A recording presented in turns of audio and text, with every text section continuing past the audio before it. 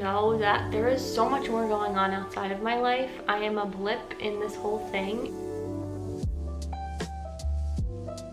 Hello everyone, welcome back. My name's Taylar and today we're talking about how I holistically treat and cure my anxiety. I've really found what works for me. So it really actually does put a stop to those really anxious moments, and I found some really great natural remedies that work. So I hope that this video is supportive of you, of where you are right now. I'm with you. I know what this feels like, and there is help out there. Of course, if you do feel like you need a little bit more, then I highly recommend seeking professional help. But these are remedies that you can do at home on your own to help ease your anxiety and become more grounded. Know that all of these things work best with practice and showing your body that it's okay to calm down, really, and providing a really safe space for yourself always helps in these natural ways of healing. Give this video a big thumbs up if you do enjoy it, and subscribe. I would love to have you here.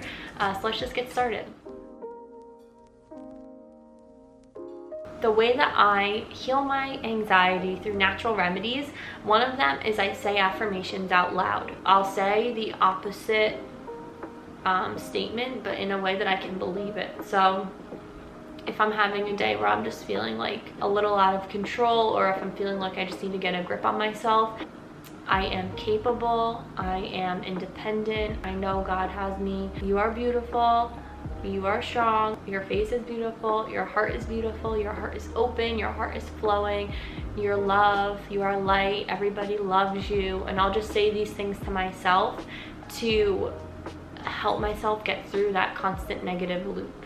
I'm like getting red right now because talking to myself into a camera saying these things feels so awkward. Saying these things out loud is a way to rewrite that loop and to tell yourself, like, I'm not going to listen to that inner voice. And I share this with my daughter. My daughter and I do affirmations together. I've seen a lot of that actually on Instagram lately, like people speaking affirmations with their children, and I think that's so important. But it's so important to do it for yourself too. So just know that it can be a soothing tactic.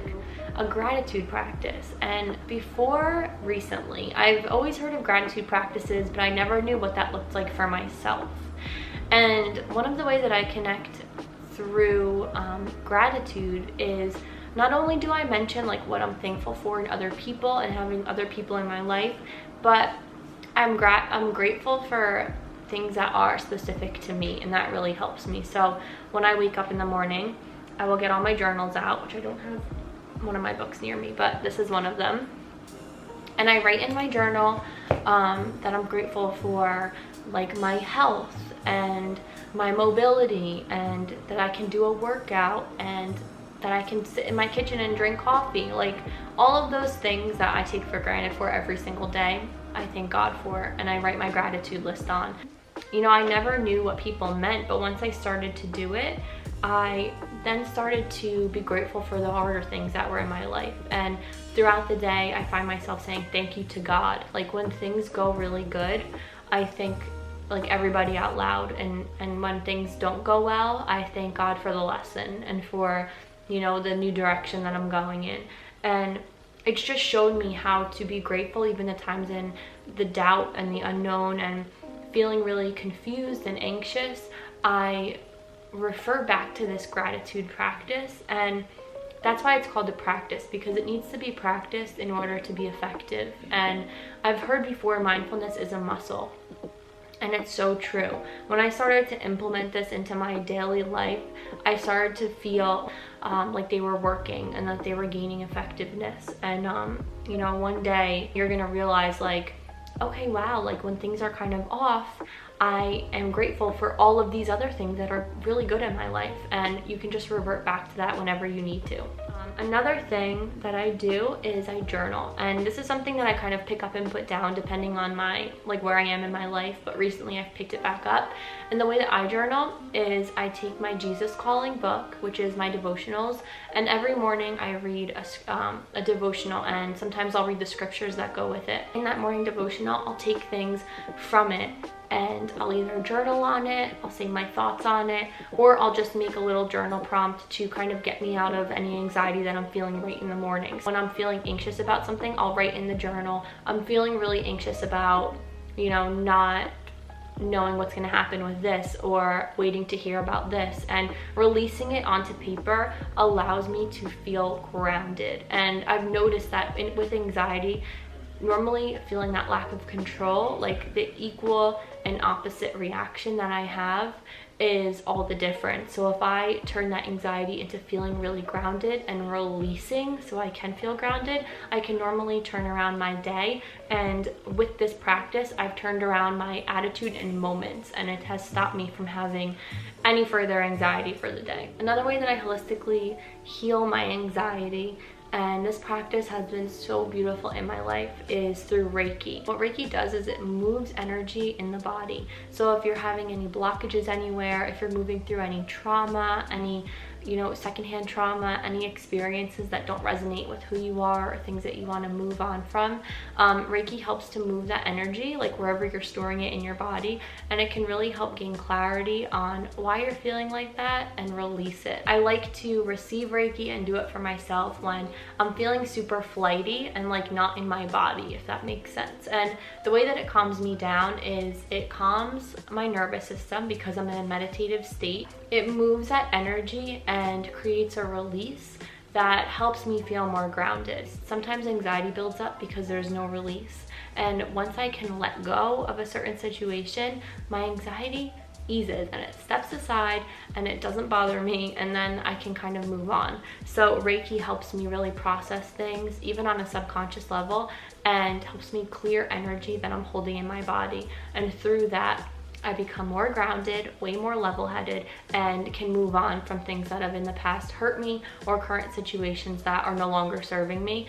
I can like gain clarity on them and go a different route. Also enhances the use of medication. When your body is in more of a state of receiving, then other modalities have a better chance of working, which includes medication, it includes other holistic modalities, and it really just enhances the healing experience. I always hold a Reiki full moon circle every month, so if you are interested in that, find me on my website and email me and you can join our Reiki full moon circle. Another thing that I'm actually making another video on is I started working out again, and I feel like when I work out, I just have this release of endorphins that rids me of any anxious feelings in my body, and then I look forward to it. So not to give anything away, but I'm on day 12 of the challenge that I'm doing, and the first few days of working out was legit like painful and not fun, and I did not want to keep doing it. But once I got to like day 8 or day 10, I was feeling like I'm looking forward to that release. I remember having a really anxious day last week, and I was like, I just need to work out. Like I just need to release whatever buildup is happening in my body, and it actually worked. Like after my 30-minute workout, I felt good. I forgot what I was even, losing it about before, and I felt so much more grounded after working out. So I tried to do a workout in the morning to kind of start on a good foot, but if I have to do it at night, I normally get it done because I'm looking forward to that if I do have anxious moments throughout the day. Another way that I support myself is through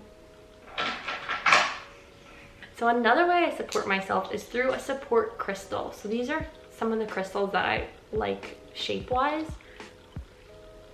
but these little ones are really great for going in your pocket. And I used to do this back when I was like learning about having anxiety this time last year, like right when quarantine started.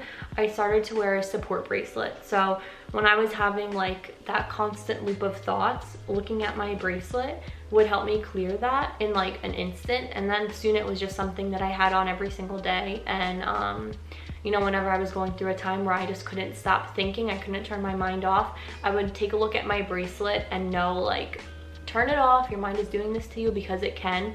And then eventually I took my bracelet off because I no longer needed that as support. And the same thing goes for these crystals. If I need a support crystal, which I also did last year, I'd put it in my pocket, and then whenever I'd be having a feeling of anxiety or just feeling like I was, going through a hard time, I could just touch my pocket or take out my crystal, hold my crystal, just it being on my body. Its clean frequency helped me rid of that anxiety, and it was just a really good reminder to let go. Wherever you're at, you can start new. So I just knew that All I had to do was touch it, and it would be a reminder to let it go. Like, let whatever on my mind go away, blow it away.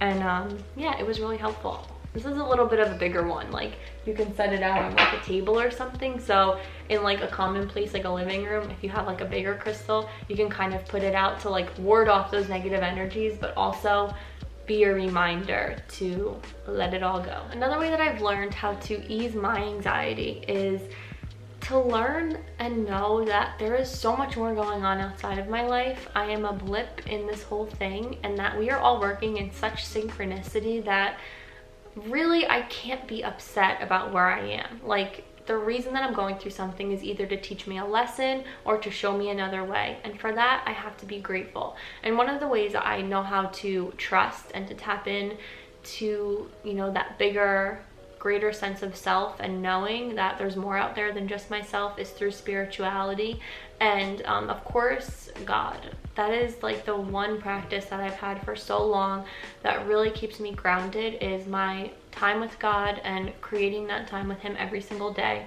And if this doesn't relate to you, I'm sorry, but you know, this is my saving grace. Like, without a doubt, this is what I go to first without trying anything else, is praying and talking to God and trusting that he will unfold his will out in front of me, and all I have to do is follow him and listen to him. So from today, I read Jesus Calling in the morning, which is like my favorite book for devotionals. And some of the things that I took from today's reading, just to give you a little taste of what that sounds like, is I never lead you to do something without equipping you for the task. And after that I wrote, my God is the best God. So this is like a little bit about my journal writing. This is kind of how I do it. And they wrote, in order to know my will, you must spend time with me, enjoying my presence.